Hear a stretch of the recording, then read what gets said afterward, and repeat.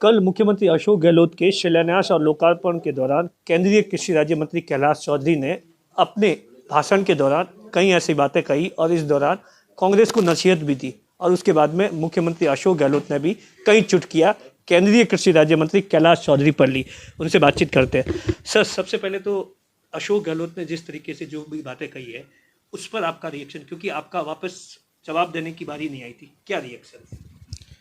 ऐसा है कि राजस्थान के अंदर बाड़मेर जिला है जो पिछड़ा हुआ है और इसको आगे बढ़ाने के लिए भारत सरकार कई महत्वपूर्ण कदम उठा रही है और पूरे देश के अंदर ही जैसा कि प्रधानमंत्री जी का लक्ष्य है कि हमें अंतिम व्यक्ति तक काम को ले जाना है।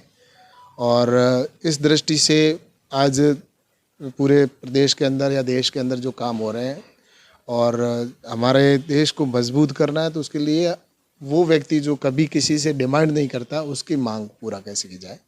तो भारत सरकार की जो भी योजना बनती है वो सभी के लिए बनती है, इसीलिए प्रधानमंत्री जी ने कहा है कि सबका साथ सबका विकास। और इस दृष्टि से मुझे लगता है कि जो कल मुख्यमंत्री जी अशोक गहलोत जी से जो मेरी बातचीत हुई और उसके अंदर जो बाड़मेर या राजस्थान से संबंधित कुछ इश्यू ऐसे थे जो जनता के लिए बहुत ज़रूरी थे और इसलिए मैंने उनके सामने कई विषय रखे और केंद्र सरकार की जो योजना है वो भी मैंने बताई। और कुल मिलाकर ये है कि कुछ ऐसे इश्यू है जिसके अंदर भारत सरकार, जैसा कि लाइट है, अब विद्युत के अंदर राजस्थान के अंदर ऐसे लाखों घर है जिनके अभी तक कनेक्शन बाकी है। और जबकि प्रधानमंत्री जी ने योजना बनाई दीनदयाल ग्राम ज्योति योजना के तहत कि देश का कोई घर पीछे नहीं रहे, लेकिन राजस्थान के सरकार की तरफ से भारत सरकार के पोर्टल पर ये चढ़ाया जाता है कि राजस्थान में कोई कृषि कनेक्शन बाकी नहीं है, सभी कनेक्शन हो गए।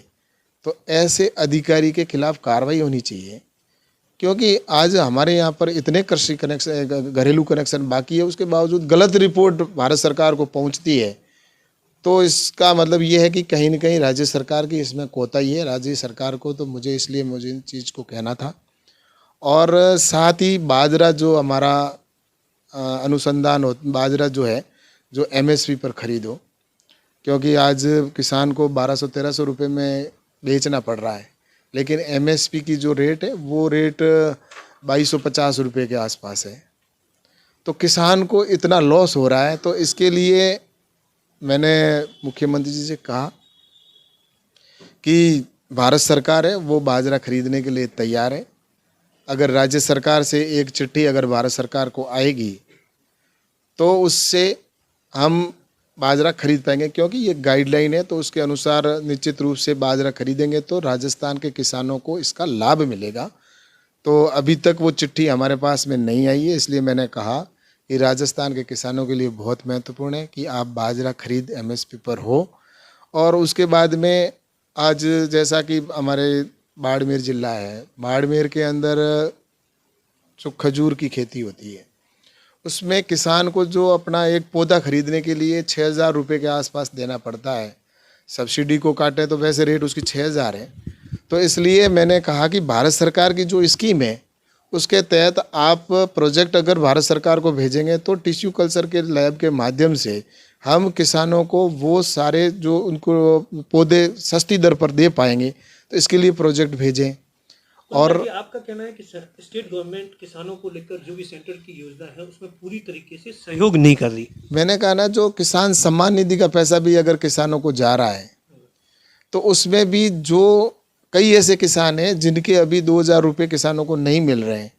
तो उसके लिए भी जैसा कि अगर भारत सरकार को जब तक राज्य सरकार डेटा नहीं भेजेगी तब तक उनको कैसे मिलेगा। तो ऐसे कई किसान हैं जिनके अभी उनकी जांच करके और उनके नाम अभी तक पोर्टल पे नहीं चढ़े हैं, तो उसकी वजह से भी वो किसान भी वंचित रह रहे हैं। तो ऐसे ही हमारे जो दूसरी जो योजना है वो योजना जो भी है वो भारत सरकार के पास में जब तक नहीं आएगी तब तक उसकी स्वीकृति नहीं कर सकता। इसलिए कल मैंने मुख्यमंत्री जी से ये कहा था कि हम सब मिलें और राज्य सरकार को राजनीति नहीं करनी चाहिए, क्योंकि उन्होंने जिस तरह से भेदभाव की बात कही थी तो भेदभाव के अंदर तो अगर देखा जाए तो यहाँ पर जो वसुंधरा जी की सरकार थी उस समय की जो सड़कें स्वीकृत थी उन सड़कों को आज दिन तक पूरा नहीं किया गया है और कई ऐसे प्रोजेक्ट हैं। मुख्यमंत्री जी तो ये कह रहे थे कि सब वसुंधरा के सारे प्रोजेक्ट चल रहे हैं, हकीकत क्या है? मैंने कहा ना कि मैं वो बात उस समय नहीं कह पाया, लेकिन मैं आज कह रहा हूँ अगर मेरी बात माननीय मुख्यमंत्री जी के पास जाएगी आपके माध्यम से, तो जो भेदभाव कांग्रेस की सरकार कर रही है वो तो आम जनता में जगजाहिर है। इवन पंचायत के अंदर जो काम होते हैं उसमें भी भेदभाव होता है। और जैसा कि वसुंधरा जी के समय में जो प्रोजेक्ट हुए थे वो भी रोके गए। और दूसरा जो उन्होंने एक रिफाइनरी के बारे में कहा था, आरोप लगाया आप पर कि 40 के 70 हजार करोड़ रुपए उसकी कॉस्ट हुई, क्योंकि वसुंधरा सरकार ने इस प्रोजेक्ट को मोदी जी ने अटका दिया था। ऐसा है कि बाड़मेर की जनता अच्छी तरह से जानती है और माननीय मुख्यमंत्री जी अशोक जी गहलोत भी जानते हैं कि जब 2003 से जो वसुंधरा राजे जी की सरकार बनी थी तो उस समय लीलाड़ा के अंदर बायतू के लीलाला के अंदर रिफाइनरी बनाने के लिए कार्य प्रारंभ करने के लिए धारा 4 और 6 का नोटिस निकल गया था और वो पंचायत मेरी स्वयं की थी।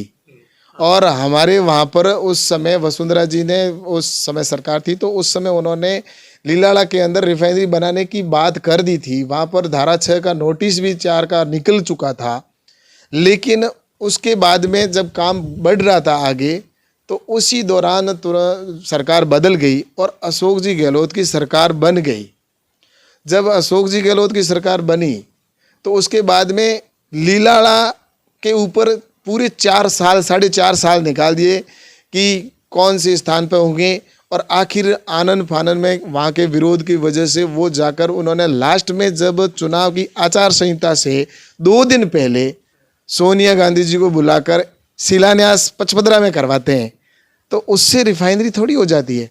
और जो उन्होंने एमओयू तय किया था उस एमओयू में 26% राज्य सरकार का था, तो जो 26% था उसमें जो रकम थी वो 57,000 करोड़ रुपए था, जो 57,000 करोड़ राज्य सरकार देगी और वो भी बिना ब्याज, वो भी ब्याज से, ब्याज उसका जो होगा।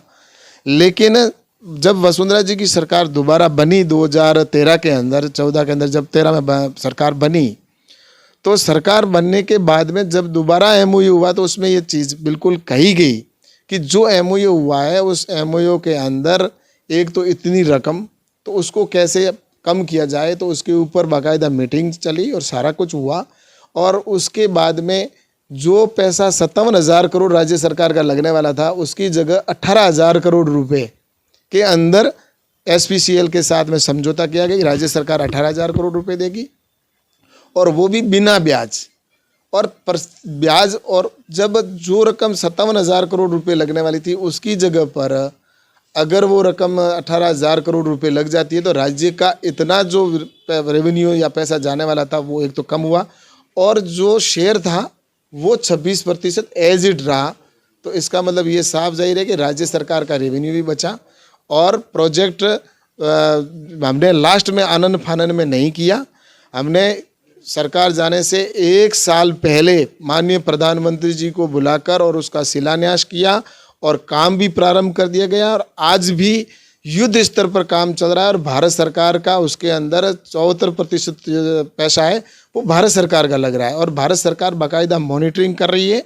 और मैं ये कह सकता हूँ कि जो समय है निर्धारित समय के ऊपर ये काम पूरा कर लिया जाएगा और राजस्थान की सबसे महत्वपूर्ण जो रिफाइनरी बाड़मेर में लगने जा रही है वो रिफाइनरी स्थापित होगी।